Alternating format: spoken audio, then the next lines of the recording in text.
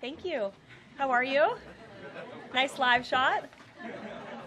Good to see all of you. Happy Friday. It's great to be back with you.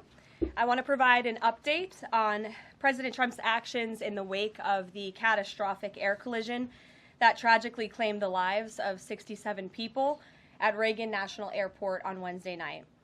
Everyone in this White House continues to mourn the victims and keep their friends and families in our thoughts and prayers during this unimaginable time. First, within moments of the collision, the president and his newly appointed team were in immediate communication.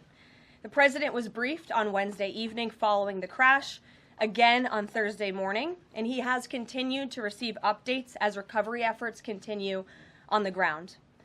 The president, as you know, took time to address the nation yesterday afternoon. To deliver accountability, President Trump swiftly signed a memorandum directing an immediate assessment of the Federal Aviation Administration to ensure the federal government is maintaining the highest personnel and policy aviation safety standards. The memorandum directs the Secretary of Transportation and the FAA Administrator to immediately review all hiring decisions and changes to safety protocols made during the prior 4 years, and to take all necessary corrective actions to achieve uncompromised aviation safety. The review will include a comprehensive assessment and reversal of any deterioration in hiring standards and aviation safety standards and protocols during the previous administration. Aviation safety was addressed by President Trump before this tragic collision even took place.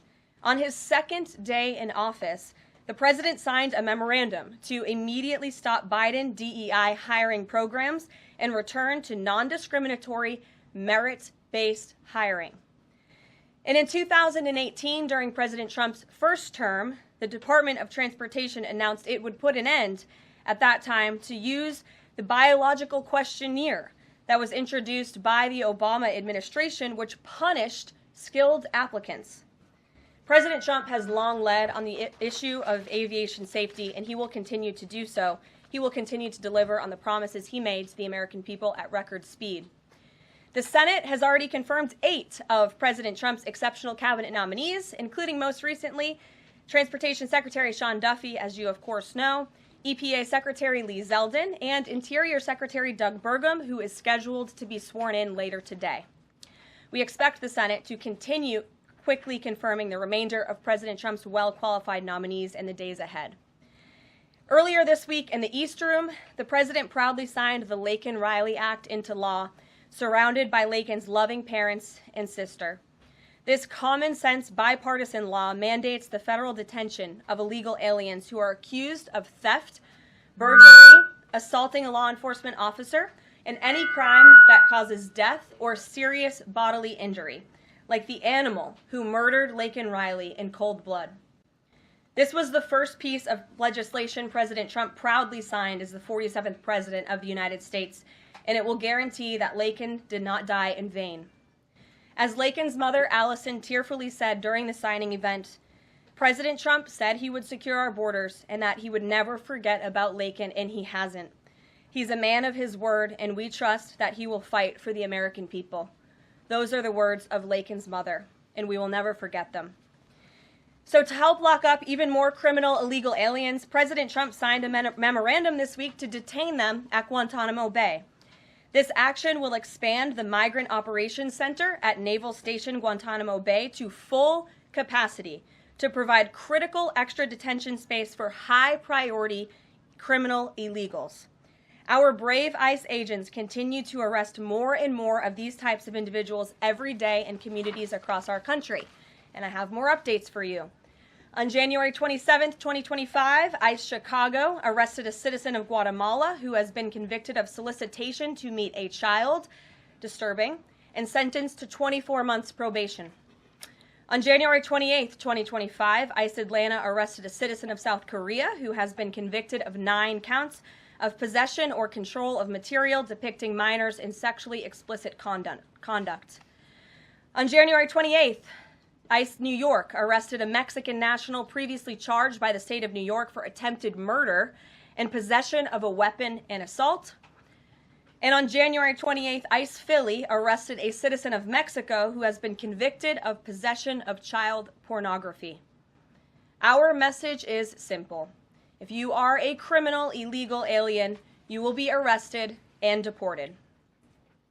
On another important matter, the nation's report card was released this week, and the news is not good. It showed that U.S. students had record low reading comprehension scores last year.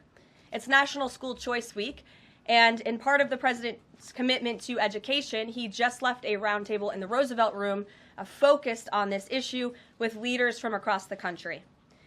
The national report card showed that 70% of 8th graders were below proficient in reading, and 40% of 4th graders did not even meet the basic reading levels. This is completely unacceptable to the president, and he continues to take aggressive actions to address this education problem in our country. He signed an executive order this week prohibiting federal funding of the indoctrination of our children, including radical gender ideology and critical race theory in the classroom. The president believes American education should focus on cultivating patriotic citizens who are ready for the workforce. And this action will help get schools back on track and defend fundamental parental rights in education. The president also signed a school choice executive order expanding educational freedom and opportunity for families. And in lighter news, but in exciting news, after announcing our briefing room changes on Wednesday, this White House has received more than 10,000 submissions from individuals across the country who are eager to join all of you. We might have to make this room a little bit bigger to do that, who want to participate in our new media seat at a future briefing. So in this seat today, we have the Ruthless podcast. They humbly started by entertaining small audiences on Capitol Hill, but after 4 years, this program has become one of the most influential podcasts in America. They previously reached #1 on the charts and earned over 25 million downloads as they deliver political news with a humorous touch.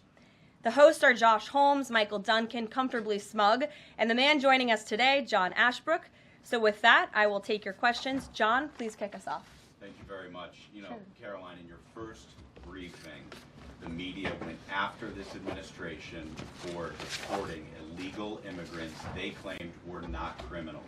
The question is, do you think they're out of touch with Americans demanding action on our border crisis? The media out of touch? I think the media certainly is out of touch, and I think that's proven by a number of things, John. #1, there was a New York Times poll that was released prior to President Trump's inauguration by the New York Times, which of course is a legacy media outlet, that showed that 83% of Americans support deporting the individuals that you mentioned, illegal immigrant criminals, especially those who have committed heinous crimes in the interior of our country. And I received a very actually interesting statistic on this front from ICE this week. 97% of the deportations that this administration has made thus far are of individuals who had a removal order from the previous administration, but were never removed from the interior of our country. So this shows that the previous administration was actually defying our laws, and all this administration is doing is simply following the laws, the immigration laws of this great country. Thanks for the question, John. Anything else? No, that's it. Okay, great. Peter. Thanks, Caroline. If President Trump is telling us that air traffic control towers are staffed with unqualified controllers, these DEI hires who never should have been brought on, then it's not safe to fly commercially, is it? The president was asked and answered this yesterday, and he believes that it is still indeed safe, and Americans should feel safe traveling our skies. With that said, two things can be true at the same time, and we certainly have seen the deterioration of federal hiring standards at the Federal Aviation Administration, and the president wants to increase those standards. He wants pilots in this country who have the great responsibility of flying American citizens by the tens of millions every single day to be chosen for that position based on their merit and their skills. And so the administration will continue to prioritize this. Was the air traffic controller in the DCA tower on Wednesday night hired or not fired at some point because of his or her race? That investigation is ongoing. And so when we have updates on the exact individuals who were involved in the collision, including the air traffic controller, also the pilots of the helicopter and others, we will confirm those. I don't want to confirm names from this podium today. We're not in a position to do that.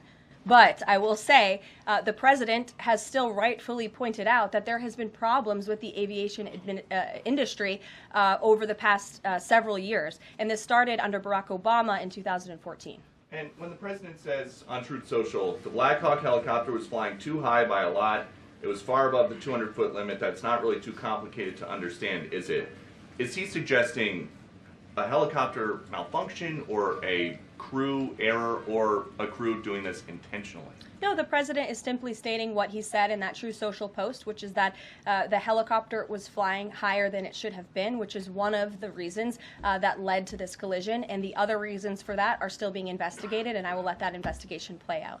Kelly. Some of our colleagues have obtained a memo from the Defense Intelligence Agency that talks about not holding any activities or programming related to Black History Month to be in line with the president's views on diversity, equity, and inclusion.